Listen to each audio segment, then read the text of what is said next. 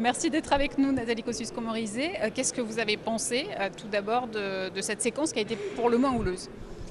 J'ai pensé que le Premier ministre ne répondait pas aux questions très précises qui lui étaient posées. Il y a, en fait, il y a deux façons de tromper les Français. Il y a la façon de Jérôme Cahuzac, je vous regarde les yeux dans les yeux, je vous mens. Puis il y a la façon du président de la République et du Premier ministre en biaisant et en répondant pas aux questions.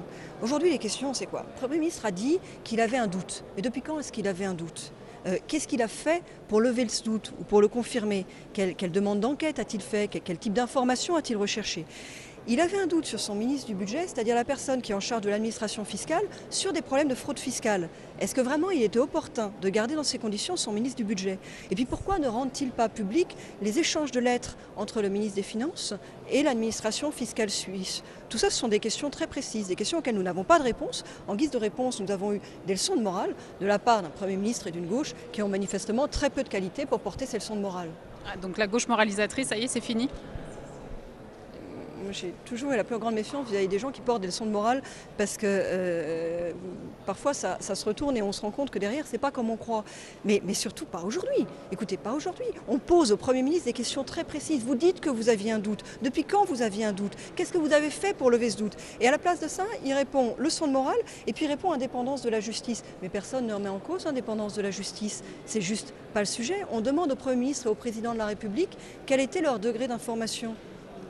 On ne met pas en cause l'indépendance de la justice. Et les propositions qui sont celles que le président de la République a fait ce matin dans le grand théâtre, très surjoué manifestement, n'ont juste pas de rapport avec les questions qui lui sont posées aujourd'hui. Qu'est-ce qui va se passer à partir de maintenant? On a l'UDI qui réclame une commission d'enquête parlementaire. Qu'est-ce que vous réclamez? Moi, je réclame que toute la vérité soit faite. Si c'est dans une commission d'enquête parlementaire, tant mieux. Si les documents sont rendus publics et si le président de la République et le Premier ministre consentent vraiment à s'expliquer, tant mieux. Mais il faut que toute la vérité soit faite. Vous savez, Français traversent une situation de crise économique et financière. C'est dur en ce moment. On ne peut pas rajouter la crise morale à la crise que nous traversons déjà. C'est pas possible. C'est pas possible de rester dans cette situation de défaut de confiance.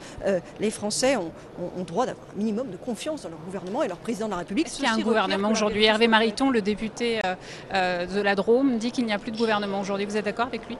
En tout cas, il n'y a plus de confiance. Il n'y a plus de confiance, mais ce n'est pas nous qui le disons ici, c'est les Français qui le disent tous les jours dans la rue, tous les Parisiens auxquels je parle en ce moment me disent qu'il n'y a plus de confiance.